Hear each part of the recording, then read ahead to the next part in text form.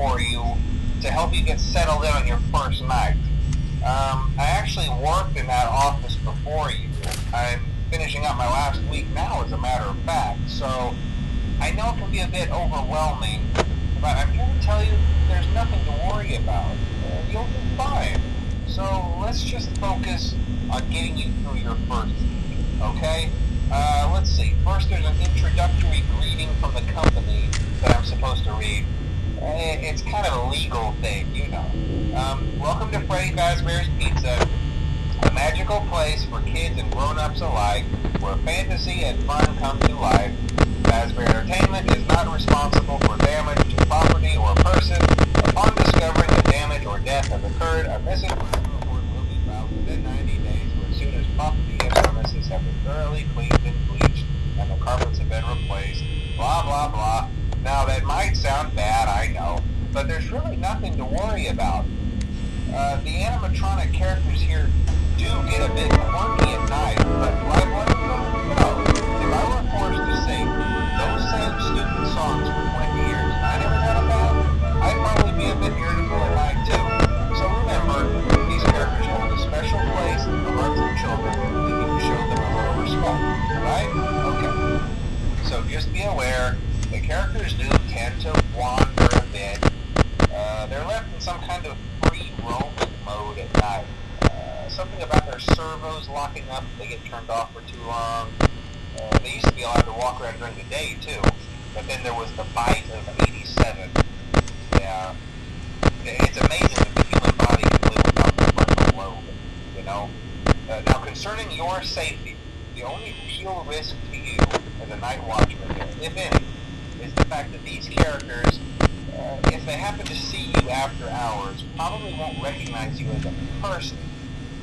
They'll most likely see you as a metal endoskeleton without its costume on.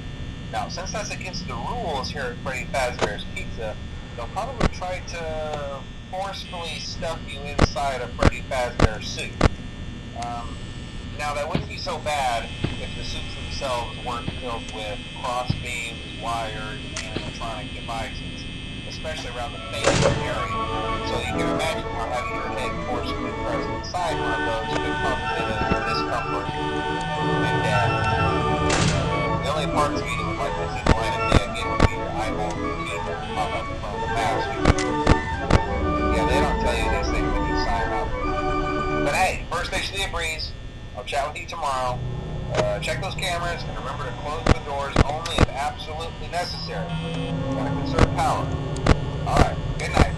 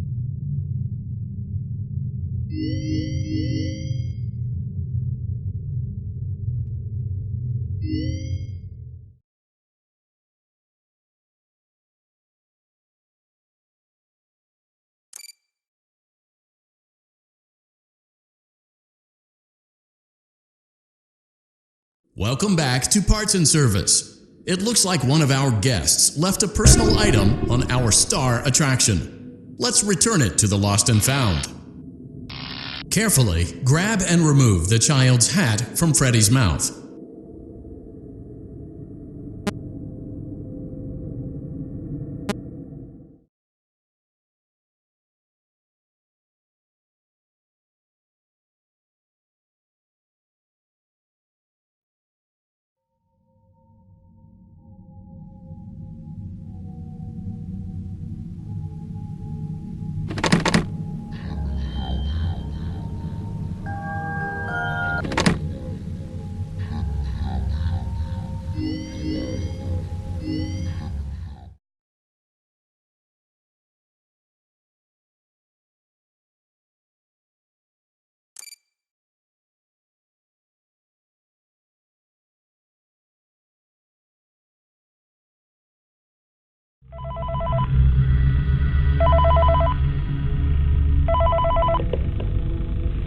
Hey, glad you came back for another night. I promise it'll be a lot more interesting this time. We found some great new relics over the weekend, and we're out.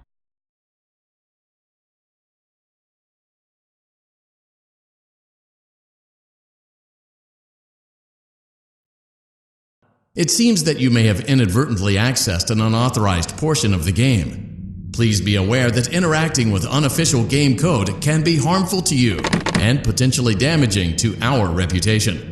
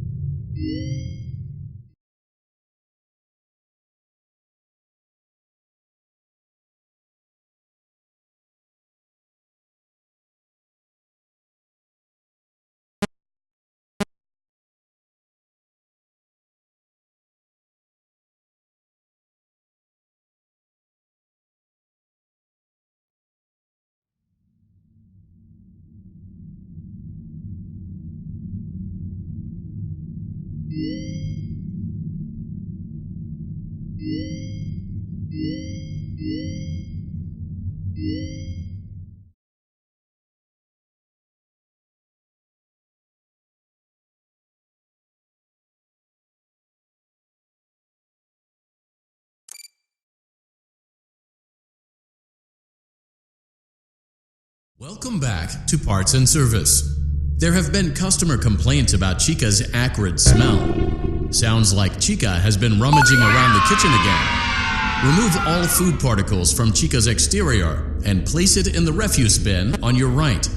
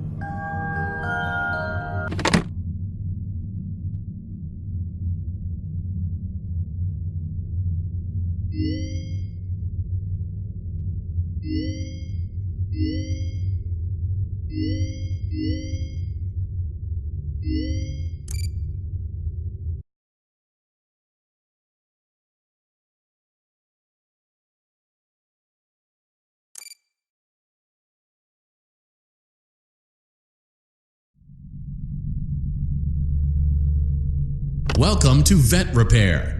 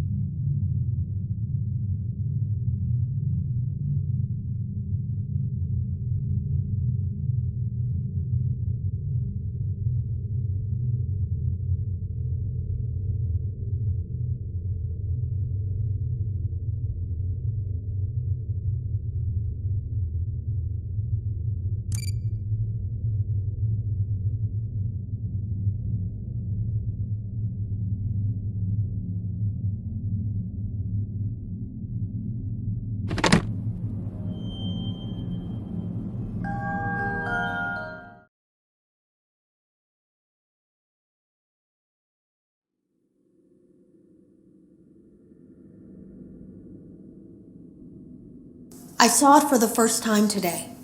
There was a character. Hello? Can you hear me? Don't exit this room, okay? This isn't a mistake. This room isn't a mistake. I had to hide these logs away from the core gameplay files. in a place that only a beta tester would look, and in a place where the files could be protected. I just really hope that the next development team finds this before the game is released to the public. This game has some kind of malicious code in it that we haven't been able to fully contain or even understand for that matter. We're over budget and out of time. But that's not the reason that we're shutting down. Listen, I have to keep this short so the file size will be small enough to fly under the radar. There are more. They may not be in order. I saw it for the first time today. There was a character I couldn't make out who it was, standing at the end of the hall. I thought it was just bugged out, so I made a note of it and kept playing. But then it was looking in the window, and not like Chica or Bonnie would. It was like it was actually looking in the window, seeing what I was doing. I heard a pretty heated conversation this morning between Dale, our manager, and someone else on the line. It really feels like this project is in trouble, in no small part because of the lawsuit, I'm sure. There has to be a lawsuit, there's no way there isn't. It happened in this building just a few doors down from me. I think it's made worse by the fact that Jeremy tried to tell us something was wrong. But as a dev team, we all just saw it as a challenge to find what the problem was and fix it. Who could have known that? I have to go. Have you ever heard of a guillotine paper slicer? It sounds made up, but it's an actual piece of office equipment. I didn't even know we had one in the supply room. I guess they're more common at businesses that do a lot of graphic design work. I remember seeing one when I was still in school, and even then, I knew how dangerous it looked. I was always afraid of losing a finger. That seems so silly now. Jeremy used to do design work. I guess that's how he knew it was there. The drawers have been emptied out. Someone was here. I don't think it was spring cleaning either. No, there was plastic on the floor. Someone was definitely here during the night. It had to have been the client. I mean, they sent us that stuff in the first place with no explanation, told us to scan it, said it would expedite the process so we wouldn't need to program any pathfinding ourselves. It was a budget thing, I guess. It was just junk. Circuit boards and things like that. Looked pretty old. Somehow, though, there was usable code on some of it. It seemed to take hold by itself. Things started changing. But then, he started appearing. At least that's what Jeremy said. I came in early that morning. No one else was there. At least that's what I thought. The supply room was lit. I didn't even notice Jeremy standing in the testing room as I walked past. The supply room was so bright, glowing from all the way down the hall. Jeremy complained of nightmares when he came in this morning. He wasn't talking about it like someone telling a friend about his dreams, though. He was pale, looked like he hadn't eaten in days. He spent an hour talking in Dale's office, but it didn't look like he was given much sympathy. When he came out, he went directly back to the testing room. He doesn't even jump anymore. Nothing scares him. He just stands there like he's talking to someone. Sometimes he rocks from side to side. We were told to leave him alone. I knew I was in line to do the testing next. They'd been prepping me for it. I guess they knew that Jeremy would need to be replaced soon.